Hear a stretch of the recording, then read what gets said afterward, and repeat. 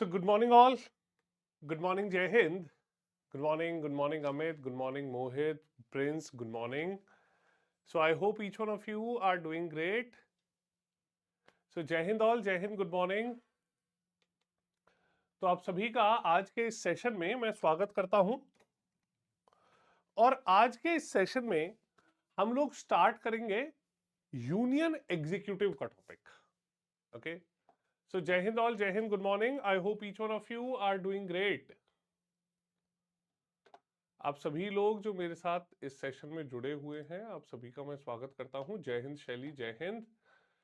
पहले आप लोग मुझे कमेंट सेक्शन में बता दीजिए कि वॉइस और वीडियो ये क्लियर है या नहीं. बताइए भाई, वॉइस और वीडियो क्लियर है या नहीं.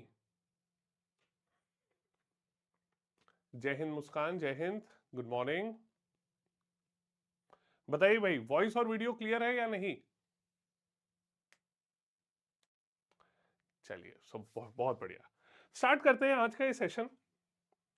अब हमने प्रीवियसली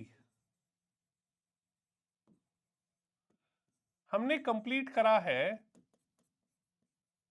आर्टिकल 51A तक. ठीक है, आर्टिकल 51A तक जो है, अरे मुस्कान जी मैंने बताया था ना, पीवाईक्यू सब मैं कराऊंगा, आप चिंता मत कीजिए. अभी ये टॉपिक खत्म हो जाएंगे इसी महीने में. उसके बाद पीवाईक्यूज और क्वेश्चन प्रैक्टिस ही होंगे. ओके, अच्छा, और वैसे अगर आप चाहें कि कितने पीवाईक्यूज, लास्ट 5 इयर्स बहुत है, इससे ज्यादा नहीं. ठीक है, लास्ट 5 इयर्स सफिशिएंट है, इससे ज्यादा नहीं पढ़ने आपको. ठीक, चलिए. अब यूनियन एग्जीक्यूटिव में हम लोग बात करते हैं, और यूनियन एग्जीक्यूटिव मतलब केंद्रीय कार्यपालिका. ठीक, केंद्रीय कार्यपालिका. ठीक, अब ये यूनियन एग्जीक्यूटिव हमारे कॉन्स्टिट्यूशन में दिए गए हैं आर्टिकल 52 से आर्टिकल 78 के बीच में. ठीक है, आर्टिकल 52 से आर्टिकल 78 के बीच में यहां पर बात की जाती है केंद्रीय जो कार्यपालिका है उसकी. ठीक, अब हमारे देश में अगर हम कार्यपालिका की बात करें तो कौन कौन आते हैं. ठीक है, यूनियन एग्जीक्यूटिव में पार्ट 5 में हमारे यहां आते हैं 52 से 78 के बीच में कौन आते हैं. President of India, vice president of India, prime minister and his council of ministers, प्रधानमंत्री और उनका मंत्रिमंडल, और अटॉर्नी जनरल. ये सारे हम लोग पढ़ेंगे. ठीक है, अब एक चीज आप लोग समझिएगा कि हमारे देश में जो व्यवस्था है, ठीक, हमारे देश में हम लोग कहते हैं कि India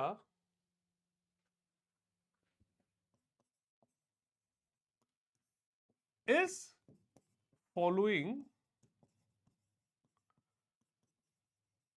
parliamentary form of government. Parliamentary form of government बनाई गई है. ठीक, पार्लियामेंट्री फॉर्म ऑफ गवर्नमेंट का मतलब है कि भारत में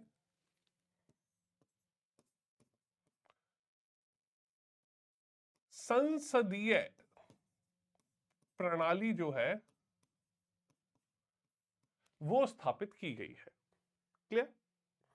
और संसदीय प्रणाली का मतलब है कि हमारे देश में जो अधिकार हैं वो किनके हाथ में है, जिनके हाथ में बहुमत है. ठीक है, तो इसे और साधारण भाषा में अगर बोलें तो रूल ऑफ मेजॉरिटी. ठीक है, और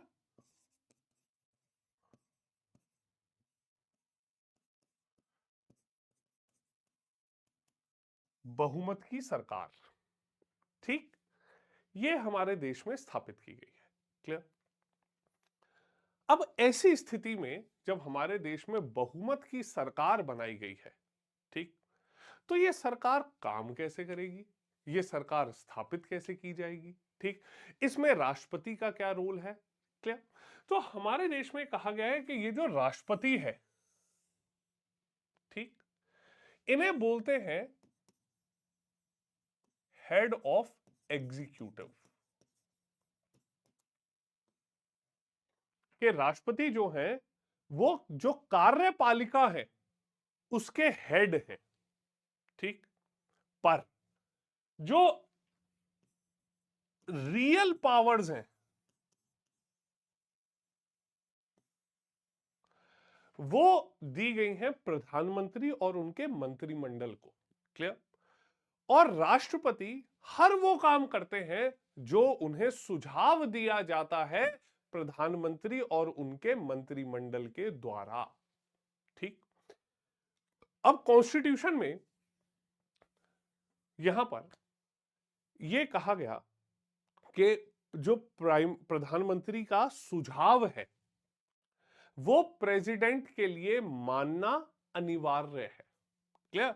so the advice of the PM is binding upon the president, clear. तो राष्ट्रपति जो है वो देश के प्रशासन में हर वो काम करेंगे जो सुझाव उन्हें प्रधानमंत्री और उनके मंत्रिमंडल के द्वारा दिया जाएगा, क्लियर क्लियर। तो ये आप देख सकते हैं कि ये एक जरूरी जो चीजें हैं वो हमारे देश की संवैधानिक व्यवस्था में डाली गई है, क्लियर, ठीक है। समझ आया, ये बेसिक आपको आइडिया समझ आया कि हमारे देश में ये व्यवस्था स्थापित किस प्रकार से की गई है, क्लियर, ओके। तो ये जो यूनियन एग्जीक्यूटिव है, क्लियर, इनमें असली जो रोल है वो सिर्फ प्रेसिडेंट, प्राइम मिनिस्टर और उनके काउंसिल ऑफ मिनिस्टर्स को दिया गया है, ठीक। ऐसे हमारे देश की एक प्रशासनिक व्यवस्था काम करती है, ठीक। आज के सेशन में हम लोग कंसंट्रेट करेंगे प्रेसिडेंट के ऊपर, क्लियर। और यहां पर हम लोग आज के सेशन में ये पढ़ेंगे कि ये जो प्रेसिडेंट हैं इन्हें अपॉइंट कैसे किया जाता है, ठीक। प्रेसिडेंट को रिमूव कैसे किया जा सकता है, ठीक है। प्रेसिडेंट का टेन्योर क्या है, कार्यकाल क्या है राष्ट्रपति का, और राष्ट्रपति की पावर्स क्या है, ठीक है, राष्ट्रपति के अधिकार क्या है, ठीक। तो ये सभी चीजें हम लोग देखते हैं कि हमारे देश में जो कॉन्स्टिट्यूशन है उस कॉन्स्टिट्यूशन में किस प्रकार से ये सभी जो व्यवस्थाएं हैं वो दी गई हैं, क्लियर, ठीक। तो ये बेसिक जो कंसेप्ट है वो आपको समझ में आने जरूरी हैं। अच्छा, और ध्यान आप ये रखिएगा कि आपके एग्जाम्स में हर साल जो प्रेसिडेंट ऑफ इंडिया है उनके बारे में पूछा जाता है, क्लियर, कि प्रेसिडेंट का क्या रोल है, उनका रिमूवल जो है वो एग्जाम में कई बार आता है, क्लियर। चलिए अब नेक्स्ट यहां पर सबसे पहले शुरुआत करते हैं इलेक्शन ऑफ द प्रेसिडेंट की।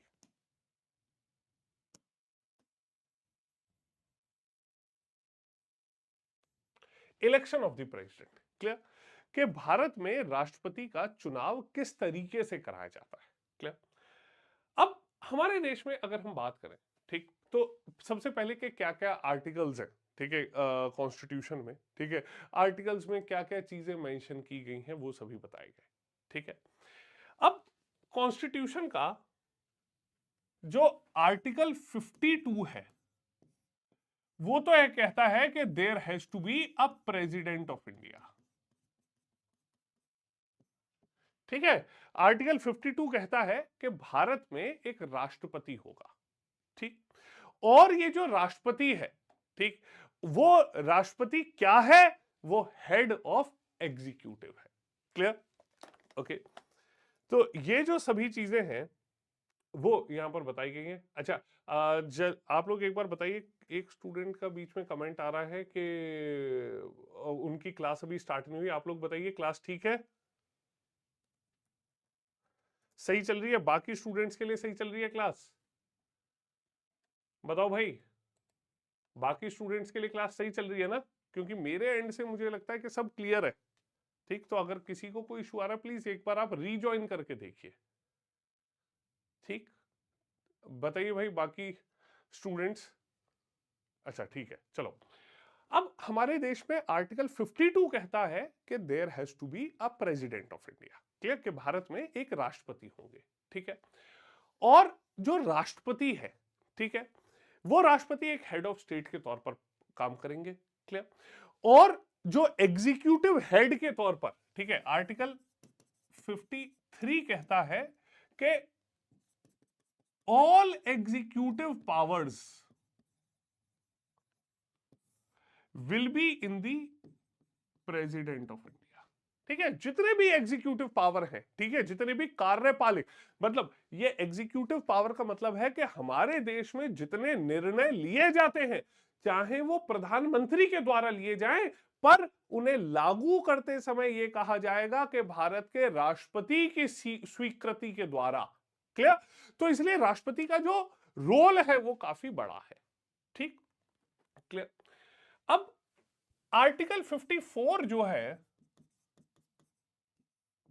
वो बात करता है इलेक्शन ऑफ द प्रेसिडेंट की।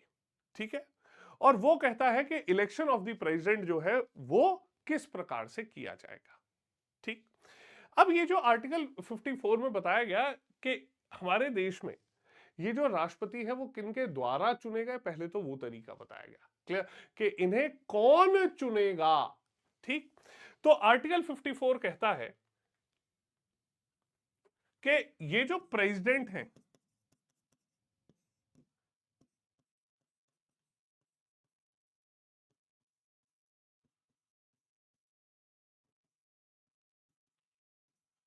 ये जो प्रेसिडेंट है, इनका जो चुनाव है, ठीक, वो कराया जाएगा एक इलेक्टोरल कॉलेज के द्वारा। ठीक है, एक जो चुनावी समूह है, ठीक है, वो किया जाएगा एक इलेक्टोरल कॉलेज के द्वारा। ठीक है, अब ये जो इलेक्टोरल कॉलेज है, ठीक है, ये जो इलेक्टोरल कॉलेज है उसमें कौन कौन होंगे। क्लियर? उसमें हमारे देश के सभी चुने हुए सांसद होंगे। ठीक, इस इलेक्टोरल कॉलेज में all elected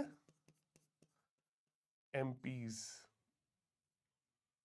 all elected MPs मतलब चुने हुए सांसद। जैसे आप लोग देखते हैं ना, चुनाव हुआ, ठीक है, अब उसमें मोदी जी ने चुनाव लड़ा वाराणसी से, राहुल गांधी जी ने चुनाव लड़ा अमेठी से, ठीक, प्रियंका गांधी जी ने चुनाव लड़ा वायनाड से। तो ये जो चुने हुए लोग हैं वो, क्लियर? तो सभी देश में जो एमपीज हैं, ठीक है, अब आप ध्यान रखिए कि लोकसभा में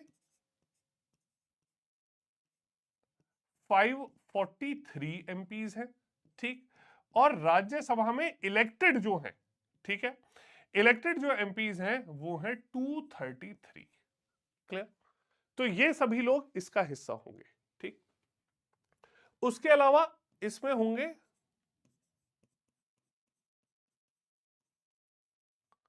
all elected MLAs of all states and union territories of Delhi, Puducherry and Jammu and Kashmir. ठीक है, अब भारत के सभी राज्यों के विधायक होंगे। ठीक है, विधायक होंगे, और सिर्फ 3 ऐसे केंद्र शासित प्रदेश हैं, दिल्ली, पुडुचेरी और जम्मू कश्मीर। ये क्यों हमारे देश में, वैसे तो टोटल 8 यूनियन टेरिटरी है, ठीक है, पर हम सिर्फ इन्हीं 3 यूनियन टेरिटरीज के क्यों लेते हैं मेंबर? वो इसलिए लेते हैं क्योंकि ये सिर्फ 3 यूनियन टेरिटरीज हैं जहां पर विधानसभा बनाई गई है, जहां पर विधायक होते हैं। बाकी सभी जगह कोई विधायक नहीं होता, वहां पर प्रशासन डायरेक्टली केंद्र सरकार के द्वारा चलाया जाता है। ठीक, अब ये इलेक्टोरल कॉलेज जो है, ये सभी लोग वोट डालेंगे। मतलब ये जो सभी लोग हैं इस समूह का हिस्सा जो है, सिर्फ ये वोट डालेंगे चुनाव में। क्लियर?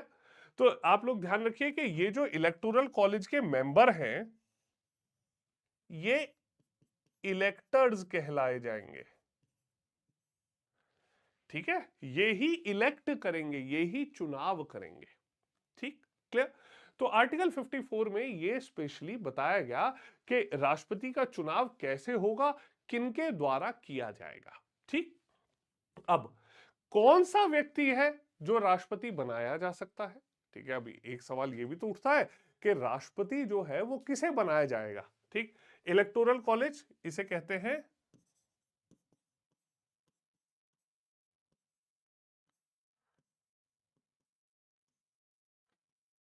निर्वाचक मंडल। ठीक है, निर्वाचक मंडल इसे कहा गया है। क्लियर? अब कौन व्यक्ति है जो भारत का चुनाव लड़ सकता है राष्ट्रपति के पद के लिए? ठीक, पहला, वो व्यक्ति भारत का नागरिक होना चाहिए। ठीक, दूसरा, मिनिमम एज 35 साल होनी चाहिए। क्लियर? और तीसरा है कि वो भारत में लोकसभा का चुनाव लड़ने के लिए एलिजिबल होना चाहिए। क्लियर? कि भारत में लोकसभा का जो चुनाव है, लोकसभा का सदस्य बनने के लिए वो सिर्फ एलिजिबल होना चाहिए। मतलब यहां ये कहा गया है कि आप लोकसभा के मेंबर होना जरूरी नहीं है आपके लिए, आप सिर्फ अगर लोकसभा के मेंबर का चुनाव लड़ भी सकते हैं तब भी आप एलिजिबल हैं भारत में राष्ट्रपति बनने के लिए। क्लियर? ठीक है, इसके बाद he should not hold any office of profit. Clear? अब ये ऑफिस ऑफ प्रॉफिट का क्या मतलब है? ऑफिस ऑफ प्रॉफिट का मतलब है कि ये जो व्यक्ति है, ठीक, ये किसी भी प्रकार से किसी सरकारी पद में रहते हुए या सरकारी नौकरी से उसकी कोई भी आमदनी नहीं होनी चाहिए। ठीक, तो वहां पर वो जो व्यक्ति है उसकी कोई भी आमदनी नहीं होनी चाहिए। ठीक, अब यहां पर जैसे कोई व्यक्ति अगर किसी गवर्नमेंट जॉब में है, चाहे सेंट्रल गवर्नमेंट की जॉब में है, चाहे किसी स्टेट गवर्नमेंट की जॉब में है, या उसे किसी भी प्रकार से गवर्नमेंट से कोई फायदा मिल रहा है, तो उसे ऑफिस ऑफ प्रॉफिट के अंतर्गत माना जाएगा। ठीक, और ये जो ऑफिस ऑफ प्रॉफिट है, इस पर रहते हुए कोई भी व्यक्ति एक और दूसरे पद पर, राष्ट्रपति के पद पर नहीं आ सकता। क्लियर? चलिए, अब यहां पर अगर कोई व्यक्ति एलिजिबल होता है, ठीक है, यहां पर अगर कोई व्यक्ति एलिजिबल होगा तो वो व्यक्ति चुनाव के लिए खुद को कह सकता है कि हां मैं चुनाव लड़ना चाहता हूं। ठीक है, बट चुनाव लड़ना इतना आसान नहीं है। चुनाव लड़ने से पहले, ठीक है, उस व्यक्ति को जब अपना नामांकन दाखिल करेगा, जब वो व्यक्ति अपना नामांकन दाखिल करने जाएगा, नामांकन मतलब अपना पर्चा भरने जाएगा कि मैं भी चुनाव लड़ना चाहता हूं, तो उससे पहले उसे सपोर्ट चाहिए होगा। किसका सपोर्ट? कम से कम 50 इलेक्टर्स जो हैं वो प्रपोज करें। ठीक है, उसके नाम को प्रस्तावित करें। ठीक है, अब ये 50 इलेक्टर कौन है? इलेक्टर हैं ये लोग। क्लियर? ये जो लोग हैं इनमें से बस कोई भी 50 लोग पहले ये कहें कि हां हम ये चाहते हैं कि ये जो व्यक्ति है ये भारत का राष्ट्रपति बनना चाहिए या चुनाव लड़ना इसे चाहिए, पहले 50 लोग उसके नाम को प्रस्तावित करेंगे। ठीक, फिर 50 और लोग, ठीक है, ये जो प्रस्ताव आया है इसका समर्थन करेंगे। क्लियर? इसे समर्थन करेंगे, इसे ये कहेंगे कि हां हम समर्थन देते हैं कि ये जो व्यक्ति है इसे भारत के राष्ट्रपति का चुनाव लड़ना चाहिए। ठीक है? क्लियर? जब किसी भी व्यक्ति को ये टोटल सपोर्ट मिल जाता है, 50 प्रस्ताव, 50 लोग सेकेंडर समर्थन देने वाले, ठीक है, जब ऐसे टोटल 100 लोगों का समर्थन मिल जाता है तब वो व्यक्ति कहता है कि ठीक है अब मैं अपना नॉमिनेशन फाइल कर रहा हूं, अब मैं अपना पर्चा भर रहा हूं चुनाव लड़ने के लिए। ठीक है, जब वो अपना पर्चा भरता है तो उसे रिजर्व बैंक ऑफ इंडिया में एक स्पेशल इलेक्शन अकाउंट खोला जाता है, उसमें इसे 15,000 रुपए जमा करने होते हैं। ठीक है, 15,000 रुपए जमा करने होते हैं। 15,000 जमा करने का मतलब है कि उस व्यक्ति को 15,000 रुपए आरबीआई में देने पड़ेंगे। अच्छा, अब आप लोगों ने कई बार सुना होगा कि जब भी कहीं पूरे देश में कोई भी चुनाव होता है, ठीक है, कई बार आप लोग सुनते हैं कि अरे ये चुनाव हुआ और इस चुनाव में इस व्यक्ति के या इतने सारे जो प्रत्याशी थे, जो कैंडिडेट थे, उनकी जमानत जब्त हो गई। ठीक है, जमानत जब्त हो गई। अब आप सोचेंगे यार ये जमानत जब्त होना क्या होता है, इन्हें कोई ये कोर्ट में थोड़ी गए थे, इनके ऊपर कोई केस थोड़ी चला था कि इनकी जमानत यहां पर जब्त कर ली जाए। ये जमानत जब्त करना क्या है? ठीक है, तो अब ये जमानत जब्त करना क्या होता है कि यहां पर आप ध्यान रखिएगा कि हमारे देश में हर चुनाव में कुछ ना कुछ पैसा इन्वॉल्व किया जाता है। ठीक है, मतलब कैसे कि हर कोई ऐरा गैरा उठ के चुनाव ना लड़ना शुरू कर दे। ठीक है, तो उसमें क्या कहा जाता है कि अगर कोई नॉन सीरियस कैंडिडेट चुनाव लड़ रहा है, ठीक है, तो उसके ऊपर कोई पेनल्टी जरूर होनी चाहिए। क्लियर? तो यहां पर सिक्योरिटी डिपॉजिट, जमानत जिसे बोला गया, उस जमानत में यह कहा गया कि ये जो व्यक्ति है ये अगर चुनाव जीत गया, ठीक है, या ये इस व्यक्ति को टोटल 1/6 वोट से ज्यादा वोट्स मिल गए, तब तो इसे ये पैसे वापस मिल जाएंगे। ठीक है, अदरवाइज ये पैसे इसके जब्त कर लिए जाएंगे, फोरफीट कर लिए जाएंगे, उसे कहते हैं जमानत जब्त होगा। ठीक है, तो भारत में कोई भी अगर चुनाव होता है और बहुत सारे कैंडिडेट्स ने चुनाव लड़े, ठीक है, चुनाव लड़े बहुत सारे कैंडिडेट्स ने, और उसमें से जो कैंडिडेट है, जितने कैंडिडेट्स को 1/6 से ज्यादा वोट्स मिले, उन्हें तो ऐसे ये पैसा वापस हो जाता है। ठीक है, और जब वो पैसा जिन्हें टोटल वोट्स 1/6 से कम मिले, उन्हें ये पैसा वापस नहीं दिया जाता है। ठीक है, क्लियर? चलिए, अब यहां पर आप एक चीज देखिए,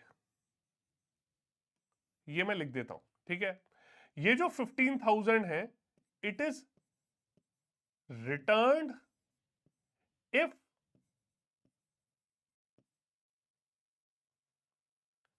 कैंडिडेट विंस और gets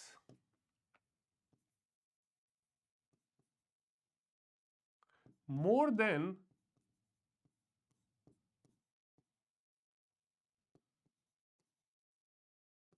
1/6 of valid votes. Clear?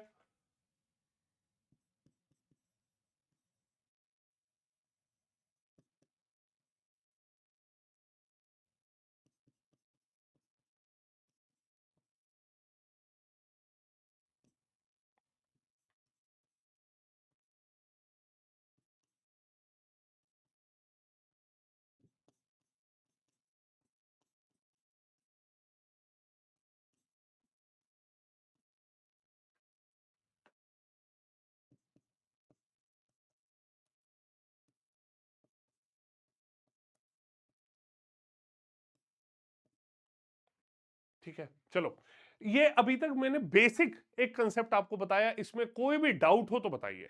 ठीक है, अच्छा, राखी जी ने एक बहुत बड़ा सवाल पूछा है, सर जिस प्रकार एक ऑफिसर आईएएस आईपीएस को एग्जाम देना पड़ता है तब वो एक जिले को संभालता है, तो क्या सर प्रधानमंत्री बनने के लिए भी कोई एग्जाम होना चाहिए? सर टॉपिक अलग है, पर प्लीज एक बार अपनी राय बताइए। अरे नहीं होना चाहिए। ठीक है, देख क्यों, दुनिया का सबसे बड़ा चुनाव क्या है? लोग जिसे चुनकर भेज रहे हैं। ठीक है, तो अगर लोगों ने किसी व्यक्ति को चुनकर भेजा है और लोगों ने ये कहा है कि ये व्यक्ति प्रधानमंत्री बनना चाहिए, ठीक है, अब आप कोई एग्जाम तो पढ़ के रट के क्लियर कर सकते हो, ठीक है, पर आप देश के लोगों की राय थोड़ी बदल सकते हो, उनका नजरिया थोड़ी बदल सकते हो। क्लियर? तो आप खुद बताइए कि क्या देश को संभालने के लिए एग्जाम कराया जाना चाहिए या लोगों से पूछा पूछा जाना चाहिए? तो हमारा देश जो है गणतांत्रिक लोकतांत्रिक इसे इसीलिए तो बोलते हैं क्योंकि लोगों का राय है, लोगों का डिसीजन है। ठीक है राखी जी, तो क्यों एग्जाम की कोई आवश्यकता ही नहीं है। क्लियर? अच्छा, बाकी लोग आप मुझे बताइए, ये चीज जो है ये समझ आई नहीं आई अभी तक? ठीक, कि यहां कैसे इलेक्शन होता है, ये मैं इसलिए इसके ऊपर इतना समय दे रहा हूं क्योंकि ये एग्जाम में कई बार पूछा गया है कि एलिजिबिलिटी क्या है, नॉमिनेशन का प्रोसेस क्या है, ये कई बार पूछा गया है। ठीक है, तो ये आप लोगों को ध्यान से समझना है।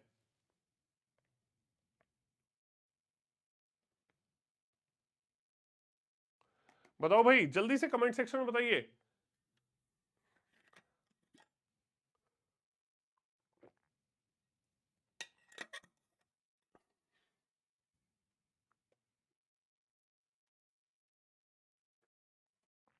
क्लियर है सभी को? चलिए, अब ये तो बेसिक एक इलेक्शन है, ठीक है। अब आर्टिकल 55 जो है वो कहता है प्रोसेस ऑफ इलेक्शन। आर्टिकल 55 जो है वो कहता है process of election. Clear?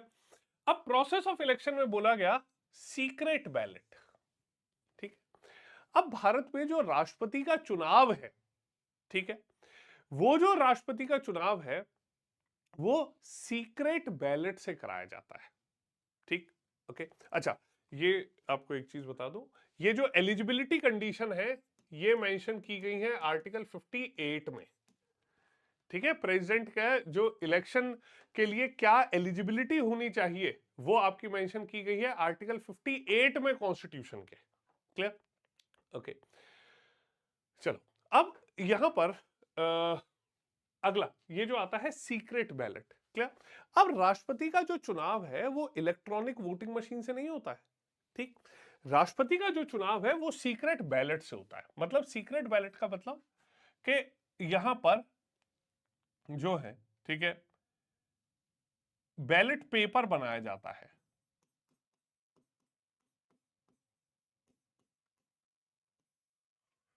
Ballot paper बनाया जाता है। बैलेट पेपर मतलब एक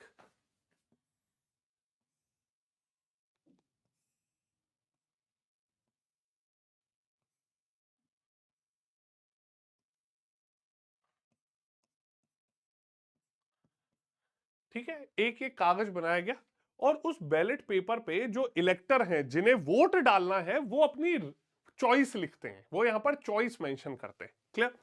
ये जो बैलेट पेपर है इन्हें बैलेट बॉक्स में डाला जाता है, ठीक है। तो फिर बाद में वोट गिने जाते हैं physically. Clear? Electronic voting machine से नहीं होता ये चुनाव, ठीक।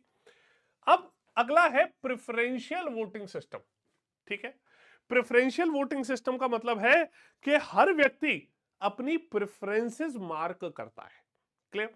प्रेफरेंसेस मार्क करने का मतलब है कि वो कहेगा क्या, वो बताएगा कि सपोज किसी कैंडिडेट ने कहा कि उसके हिसाब से पहले नंबर पर बी राष्ट्रपति बनना चाहिए, दूसरे नंबर पर डी बनना चाहिए, तीसरे पर ए बनना चाहिए, चौथे पर सी बनना चाहिए। क्लियर? तो सपोज 4 कैंडिडेट अगर चुनाव लड़ रहे हैं तो आप अपनी प्रेफरेंस मार्क कर सकते हैं। आप ये बता सकते हैं कि किस ऑर्डर में या किस तरीके से आपके लिए यहां पर जो लोग हैं उनका चुनाव किया जाना चाहिए। या हर व्यक्ति बताता है कि मेरे हिसाब से पहले नंबर पर ये है मेरा कैंडिडेट, दूसरे पर ये है, तीसरे पर ये है, चौथे पर ये है। क्लियर? अब यहां पर जितने भी वोटर हैं, जो इलेक्टर्स हैं, वो ये कहते हैं कि उन्हें पहली जो प्रेफरेंस है वो तो मार्क करनी जरूरी है, उसके अलावा वो चाहे तो उतने मार्क कर सकते हैं जितने कैंडिडेट्स हैं। क्लियर? एल्स वो सिर्फ पहली भी डाल के छोड़ सकते हैं। क्लियर? बट एक प्रेफरेंस मार्क करनी जरूरी है। Next, proportional representation. क्लियर? अब प्रोपोर्शनल रिप्रेजेंटेशन का मतलब है कि value of vote on basis of population represented. Clear?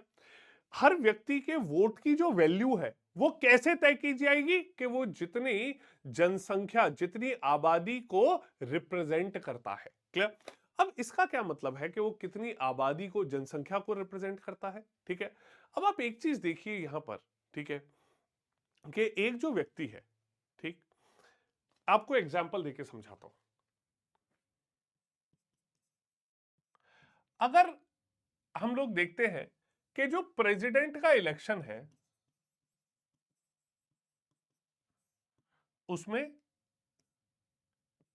MPs, member of parliament, सांसद, ठीक है, और मेंबर ऑफ लेजिस्लेटिव असेंबली, ठीक है, विधायक, ये लोग वोट डालते हैं। क्लियर। सांसद जो है वो तो बड़ी जनसंख्या को रिप्रेजेंट करते हैं और विधायक छोटी जनसंख्या को। क्लियर। इसमें देखिए, जैसे यूपी की अगर हम बात करें तो यूपी में सांसद कितने हैं? 80 लोकसभा के, ठीक है, 31 राज्यसभा के हैं। क्लियर। और विधायक कितने हैं? 403। ठीक है। अब आप खुद सोचिए, इतनी पॉपुलेशन को 400 लोग अगर रिप्रेजेंट करेंगे तो वो तो छोटी छोटी पॉपुलेशन को करेंगे, और 80 लोगों के बीच में अगर बांटा जाएगा तो बड़ी आबादी बांटी जाएगी। क्लियर। अब जो व्यक्ति छोटी पॉपुलेशन को रिप्रेजेंट करता है, ठीक है, जो कम आबादी का प्रतिनिधि है, उसे उतनी पावर थोड़ी मिलनी चाहिए जो ज्यादा आबादी के प्रतिनिधि को मिलती है। क्लियर। इसलिए कॉन्स्टिट्यूशन कहता है कि प्रोपोर्शनल रिप्रेजेंटेशन होगा, मतलब वोटिंग का अधिकार उस प्रकार से तय किया जाएगा, एक व्यक्ति जितनी जनसंख्या का प्रतिनिधित्व करेगा। ठीक। अब ये प्रोपोर्शनल रिप्रेजेंटेशन तय कैसे होता है? ठीक है, उसके लिए हमारा कॉन्स्टिट्यूशन एक फॉर्मूला देता है। ठीक है, कि एक राज्य के एक व्यक्ति की पॉपुलेशन जो है, ठीक है, ये मैं अलग से लिख देता हूं, ये ना थोड़ा सा ऊपर नीचे हो गया।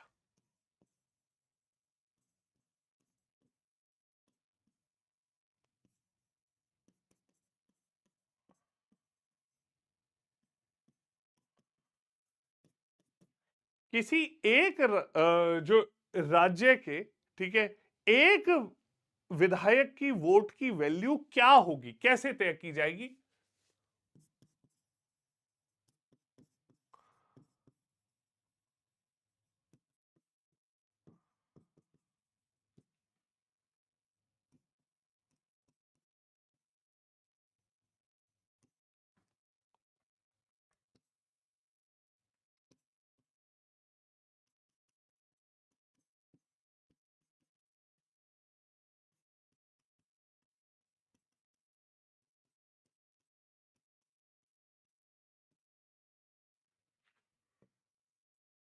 ऐसे तय की जाएगी। ठीक है, कि एक राज्य के एक एमएलए के वोट की वैल्यू कैसे तय की जाएगी?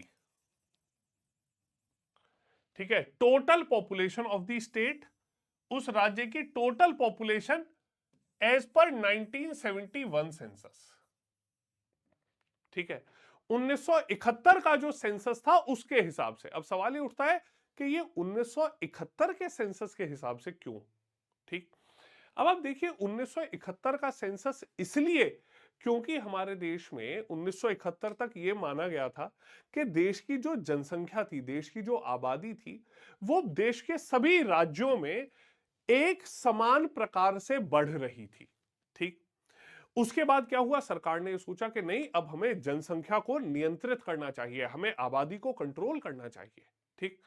अब ऐसी परिस्थिति में जब यह कहा गया कि आबादी को कंट्रोल करना चाहिए, तो जो साउथ इंडिया के स्टेट्स थे, ठीक है, साउथ इंडिया के जो स्टेट थे, कर्नाटक, तमिलनाडु, आंध्र प्रदेश, ऐसे सभी राज्यों ने अपने राज्यों में बहुत सीरियसली उन्होंने जनसंख्या को नियंत्रित किया। ठीक है, पर जो बाकी नॉर्थ इंडिया के स्टेट्स थे या सेंट्रल ईस्टर्न पार्ट्स के स्टेट थे, बिहार, यूपी, हरियाणा, राजस्थान, पंजाब, इन राज्यों में पॉपुलेशन वैसे ही बढ़ती रही, इन्होंने कोई नियंत्रण नहीं करा।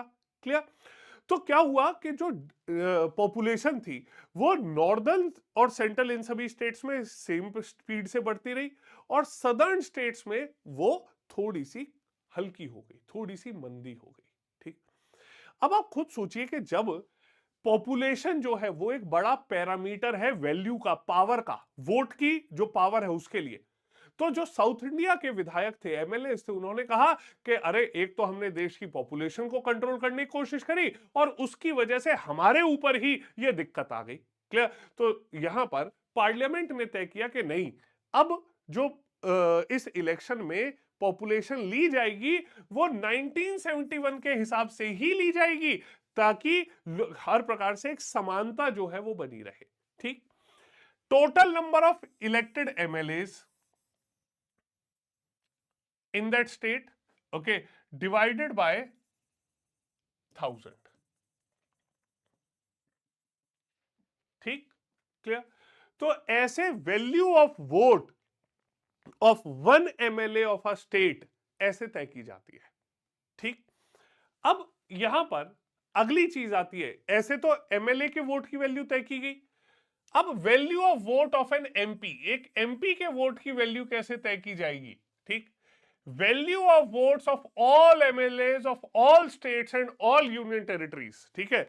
एक जो एमएलए हमने देखा था, ठीक है, ये नंबर आपको ध्यान है ना, ये वाला नंबर, ठीक है, कि इस इलेक्टोरल कॉलेज में ये जो एमएलए और स्टेट्स और यूटीज के इनके वोट की टोटल जो वैल्यू निकली, उस वैल्यू को डिवाइड करा total number of elected MPs in both houses of parliament, clear.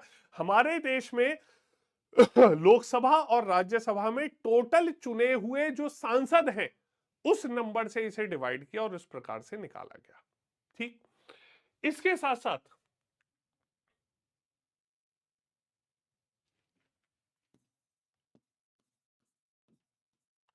Kota of votes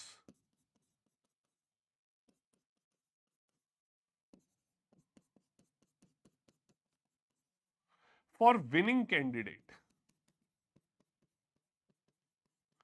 ठीक है। अब जीतने वाला जो व्यक्ति है, क्लियर, जो जीतेगा व्यक्ति, जो राष्ट्रपति बनेगा, उसे जीतने के लिए कितने वोट चाहिए, ठीक, वो ये कहता है टोटल नंबर ऑफ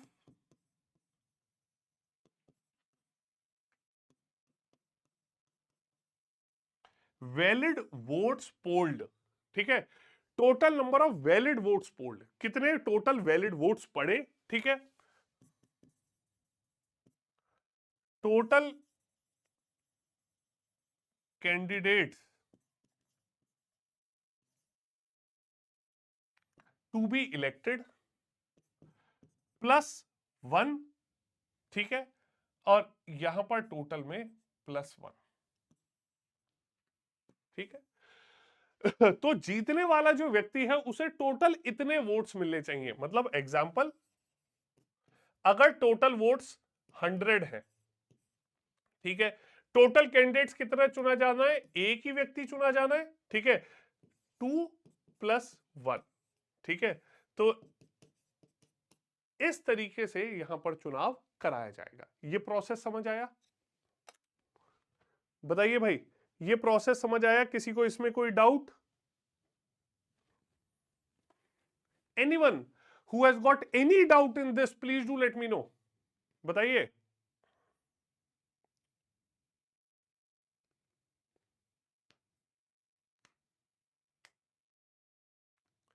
बताइए भाई, किसी को इसमें कोई डाउट?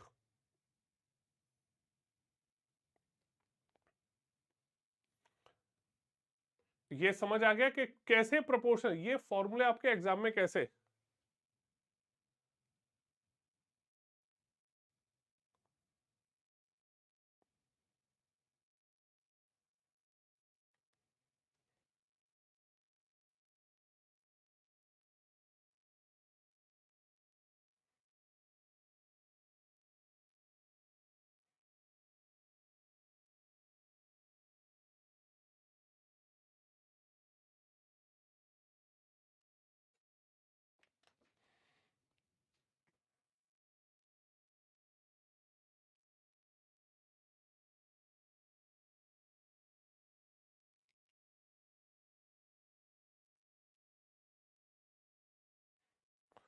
ठीक है,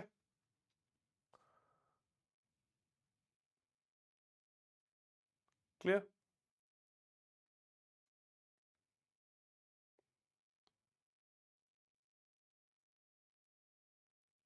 ठीक है, समझ आ रहा है ना? ये समझ में आना बहुत जरूरी है, बड़ी काम की चीज है। ये एग्जाम में हर बार पूछा जा रहा है, इससे कुछ ना कुछ आपके पिछले एनडीए में भी आया था और पिछले सीडीएस दोनों में पूछा गया। ओके, अच्छा, अब इसमें तीसरी चीज बोली गई, single transferable voting system, single transferable voting system, ठीक है। अब ये सिंगल ट्रांसफरेबल वोटिंग क्या, आप देखो एक खास बात क्या है, राष्ट्रपति के चुनाव में कभी ऐसे नहीं कहा जाता कि जिसे सबसे ज्यादा वोट मिल गए वो जीता हुआ, ठीक है। यहां पर ट्रांसफरेबल वोटिंग सिस्टम लाया जाता है, ठीक। ओके, अब यहां पर अब आप देखिए कि ये सिंगल ट्रांसफरेबल वोटिंग सिस्टम क्या होता है, वो मैं समझाता हूं आपको। ठीक,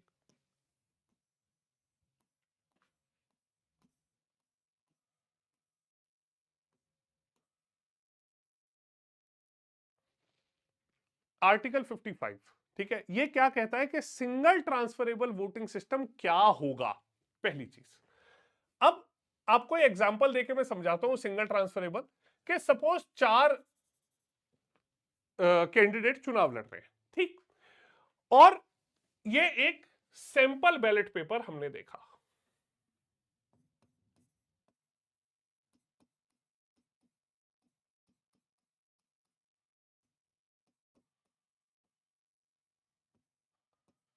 सैंपल बैलेट पेपर ये आपने देखा कि सैंपल बैलेट पेपर के एक हमने एक उठाया बैलेट पेपर कि किसी कैंडिडेट वोटर ने ए को सेकंड प्रेफरेंस दी, बी को फर्स्ट प्रेफरेंस, सी को फोर्थ दी, डी को थर्ड दी। ठीक है, अब यहां पर आप एक चीज देखिए कि ये जो प्रोसेस है, ठीक है, इस प्रोसेस में ये कैसे जो चुनाव था वो किया गया। ठीक, यहां पर आप देखिएगा, पहला, जब सब लोग वोट डाल देते हैं तो वोटों की फिर काउंटिंग शुरू होती है, वोट्स की। क्लियर, अब ये वोट्स की काउंटिंग कैसे करी जाएगी। ठीक है, सबसे पहले होता है राउंड 1 काउंटिंग। क्लियर, अच्छा, अब मैं आपको एग्जांपल के लिए समझा रहा हूं कि सपोज टोटल वोट्स है 100। क्लियर, तो जीतने के लिए कितने वोट्स चाहिए, 51। ठीक, अब फर्स्ट राउंड की काउंटिंग कराई गई। ठीक है, पहले राउंड में ये देखा गया सारे जो बैलेट पेपर हैं वो खोले गए। क्लियर, पहले राउंड में देखा गया कि सपोज ए को मिले 35 फर्स्ट प्रेफरेंस वोट्स। क्लियर, तो इसमें फर्स्ट राउंड में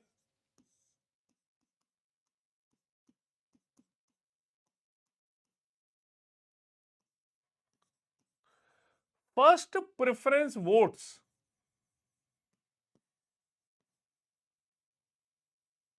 विल बी काउंटेड।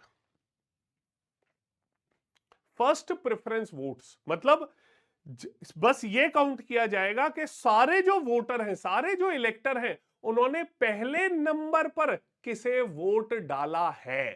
ठीक, वो काउंट किया गया। तो 35 लोगों ने ए को डाला, 27 लोगों ने बी को डाला, 20 लोगों ने सी को डाला, ठीक, 18 लोगों ने डी को डाला। ठीक है, अब ये जब पहले राउंड की काउंटिंग हुई, आफ्टर फर्स्ट राउंड, आप लोग मुझे कमेंट सेक्शन में बताइए कि कौन जीता हुआ डिक्लेयर किया जाएगा।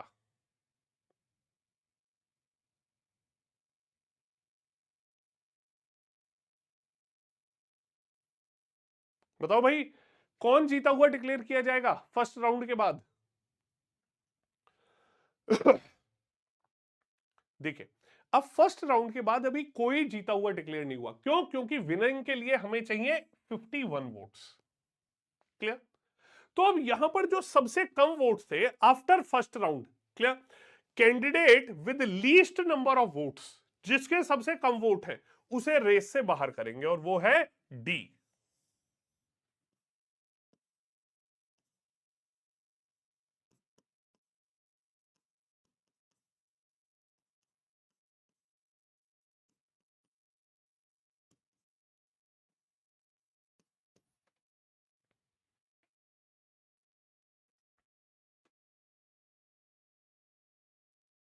ओके, डी है उसे बाहर किया गया। क्लियर, तो अब डी के जो वोट्स हैं वो ट्रांसफर किए जाएंगे। Clear, so after first round ये जो डी के वोट्स हैं, these will be transferred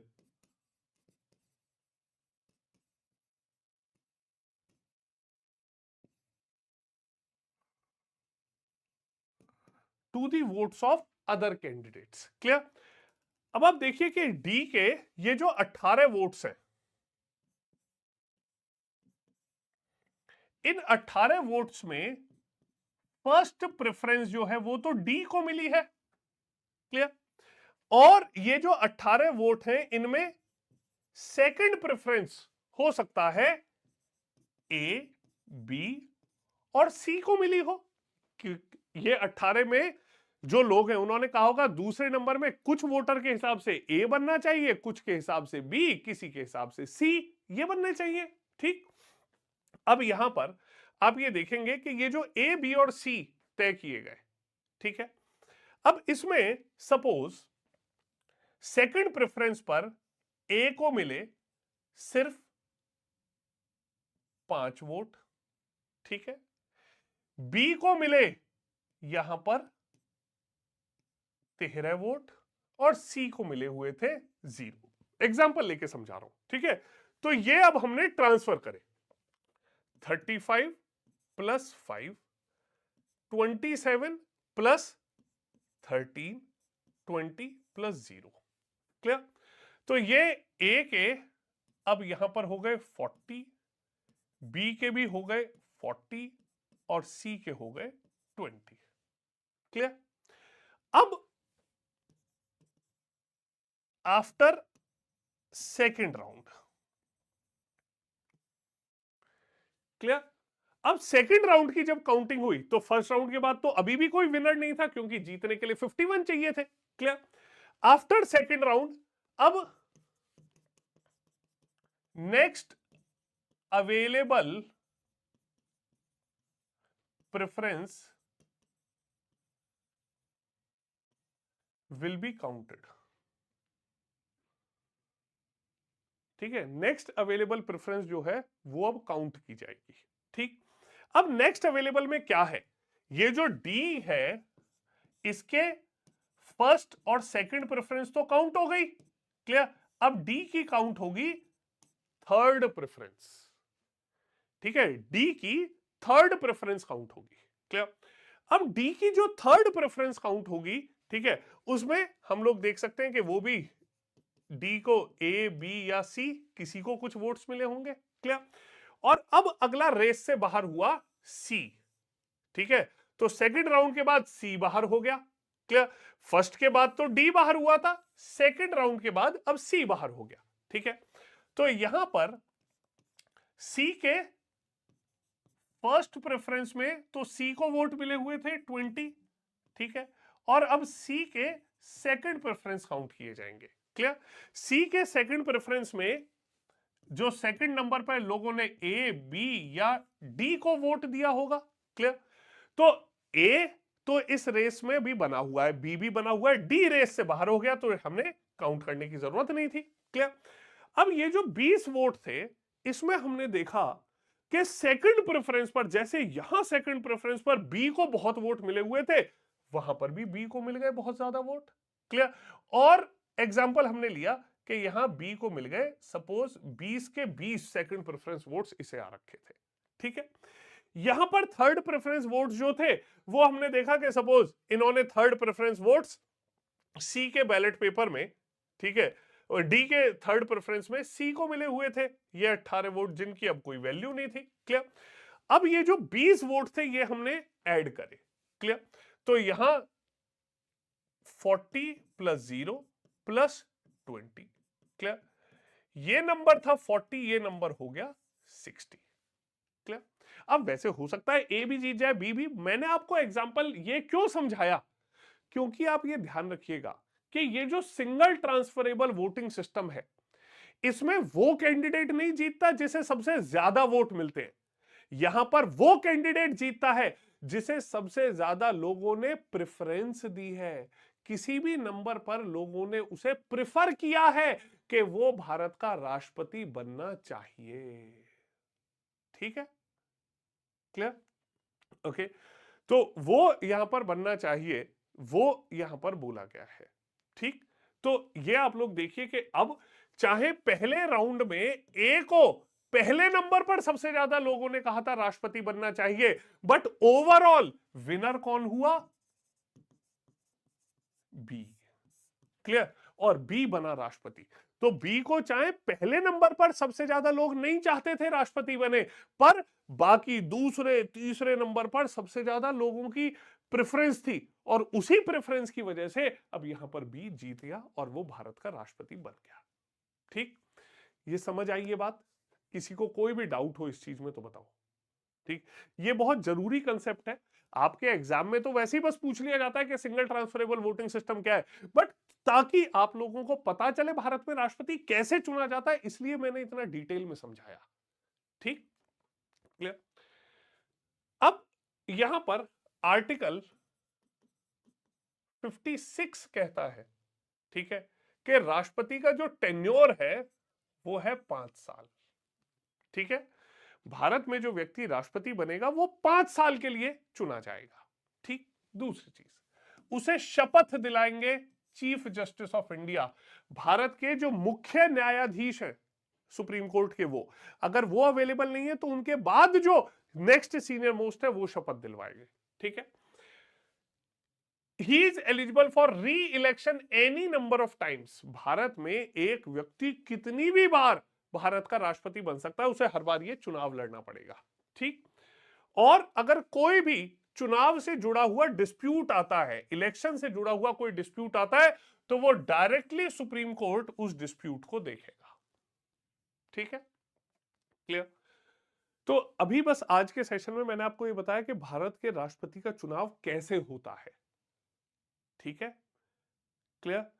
eligibility क्या है, चुनाव कैसे होता है, सिर्फ इतना मैंने आपको बताया। कोई डाउट अगर आपको है तो प्लीज मुझे बताइए। Please do let me know in case you have got any doubt in any of these things. बताइए भाई, एनी डाउट, कोई भी डाउट हो। ये टॉपिक पूरा समझ आया कि एलिजिबिलिटी, इलेक्शन, ये सारी चीजें मैंने आपको बताई हैं। बताइए, कोई डाउट, किसी को कोई भी डाउट हो। हाँ जी, कोई डाउट। ये जो ओथ है, ये ओथ मेंशन की गई है आर्टिकल 60 में। बताओ भाई, कोई डाउट किसी को किसी प्रकार का हो तो please do let me know.